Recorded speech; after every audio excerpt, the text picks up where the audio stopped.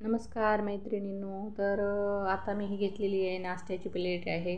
सकाळचा नाश्ता आहे. याच्यामध्ये मी 4 बदाम, 4 काजू, 4 शेंगदाणे, थोडेसे भिजवलेले चणे, थोडी मटकी आणि चवळी असं मी आज घेतलेलं आहे. आणि याच्यामध्ये एक म्हणजे हिरवी मिरची म्हणजे असं बारीक चिरून घेतलेली आहे. अगदी छोटी मिरची आहे.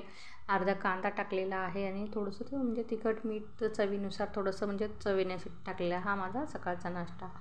आता दुपारचं जेवण काय ते सांगते तुम्हाला. दुपारच्या जेवणामध्ये मी 1 ज्वारीची भाकर खात असते, 1 टोमॅटो, 2 गाजर, 1 काकडी आणि चवीसाठी थोडंसं लोणचं घेतलेलं आहे. पण लोणचं हे बीपीच्या लोकांनी खाऊ नये. तसं मला शुगर असल्यामुळे मी हे भाताचं प्रमाण कमी केलेलं आहे. डाळी वगैरे जास्त वापरत असते.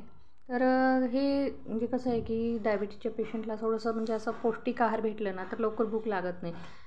कसं आहे की लवकर खावं लागतं. भूक लागल्यावर म्हणजे कंट्रोल होत नाही भूक, त्याच्यामुळं काहीतरी खावं लागतं. मग जर असे काही म्हणजे हेल्दी पदार्थ खाल्ल्यावर लवकर भूक लागत नाही.